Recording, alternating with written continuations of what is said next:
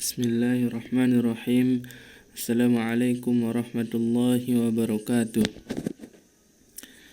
Pada kesempatan kali ini saya ingin menerangkan atau menjelaskan tentang sejarah tahun duka cita atau yang biasa kita sebut dengan Amul Husni. Kenapa disebut tahun duka cita?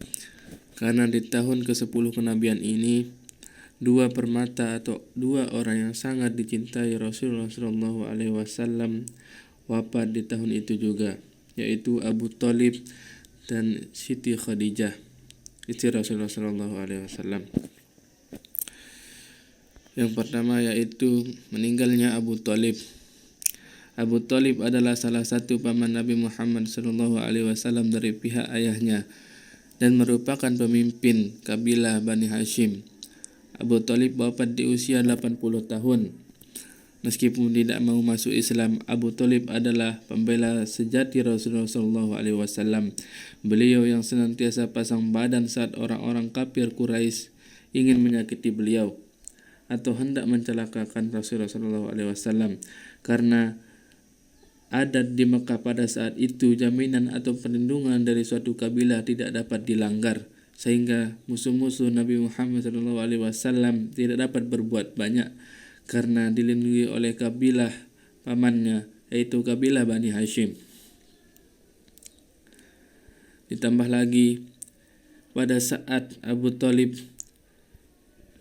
syakaratul maut atau menjelang ajalnya, Rasulullah SAW selalu menawarkan untuk mengucap la ilaha illallah. Diceritakan dalam sebuah kitab hadis yang dikarang oleh Imam Bukhari, dikatakan bahwa di sana menjelang ajal Abu Thalib didatangi oleh Rasulullah dan beliau selalu berkata, "Wahai pamanku, katakanlah la ilaha illallah, suatu kalimat Allah yang dengan itu aku akan menjadi saksi atasmu di sisi Allah," kata Nabi Muhammad. Tetapi ternyata di sana juga ada Abu Jahal dan Abu Umayyah yang telah tiba di situ sebelum Rasulullah, dan mereka kemudian berkata, "Wahai Abu Thalib, apakah engkau akan meninggalkan agama Abdul Muthalib?" kata pemuka Quraisy tersebut. Tetapi Rasulullah terus menawarkan kalimat syahadat kepada Abu Thalib. Rasul terus menawarkan kalimat tersebut bersamaan dengan kedua orang Quraisy itu yang terus mengulang perkataannya supaya Abu Thalib tidak meninggalkan agama nenek moyang mereka. Dan pada akhirnya Abu Thalib tidak mengucapkan syahadat. Bertambahlah kesedihan Rasulullah karena pamannya yang sangat dicintai mati dalam keadaan kafir. Tidak lama setelah meninggalnya Abu Thalib,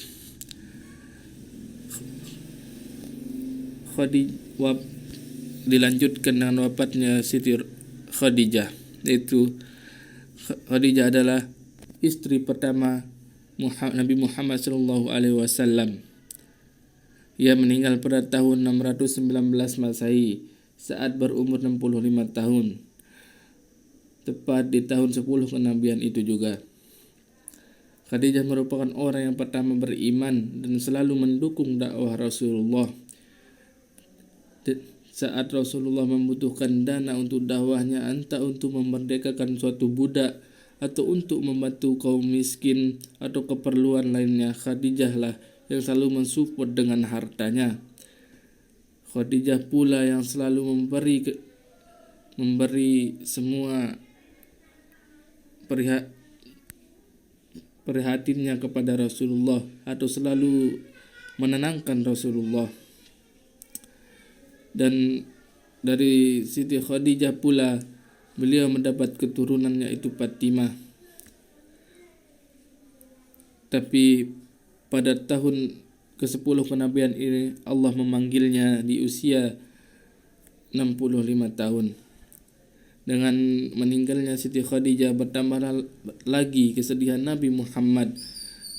Baru saja beberapa bulan ditinggal pamannya, sekarang istri yang sangat dicintainya pun ikut meninggal dunia.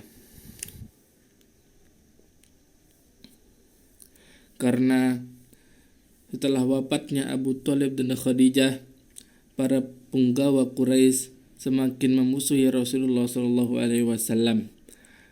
Mereka bertindak liar karena tidak adanya pembela dan penyemangat Rasulullah. Bahkan mereka berencana untuk membunuh beliau. Karena tekanan dari pemuka Quraisy atau orang-orang Quraisy pada saat itu, Rasulullah SAW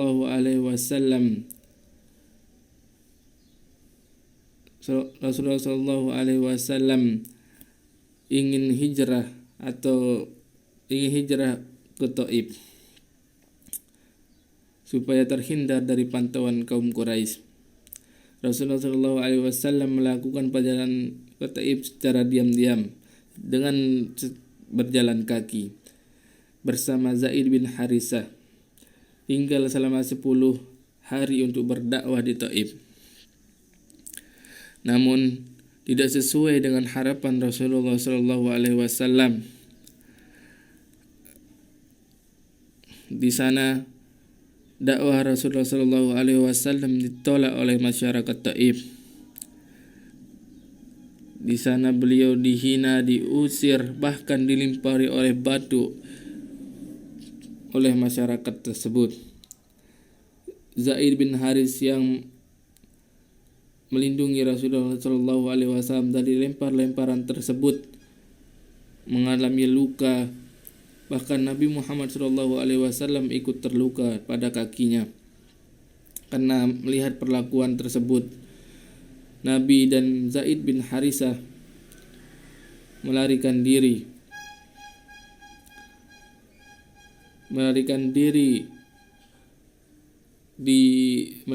ke kebun milik Utbah bin Rabi'ah. Di sana Nabi mengobati lukanya. Ketika itu Rasulullah SAW berdoa kepada Allah Subhanahu wa taala agar dirinya dikuatkan menghadapi cobaan yang begitu berat. Tidak berselang lama doa itu pun didengar oleh Allah Subhanahu wa taala. Allah Subhanahu wa taala mengutus malaikat Jibril dan malaikat gunung pada saat itu untuk menghadap Rasulullah SAW. Lalu Jibril berkata kepada Rasulullah, "Wahai Rasulullah, maukah engkau jika aku jatuhkan 2 gunung kepada mereka, yaitu masyarakat Taif yang telah menghina bahkan melempar dirimu dengan batu?" Kata malaikat Jibril. Tapi Nabi Muhammad SAW tidak menginginkannya. Bahkan ia menjawab, "Aku justru berharap Allah mengeluarkan dari orang-orang Taif tersebut generasi yang menyembah Allah semata dan tidak menyekutukannya dengan apapun." Begitulah kata Rasulullah SAW.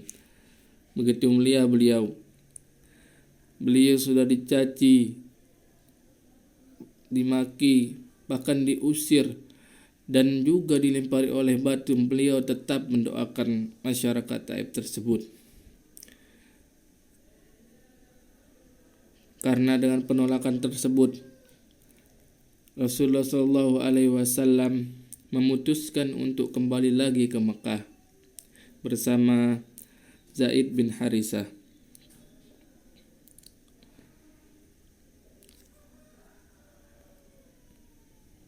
Mungkin sekian penjelasan dari saya.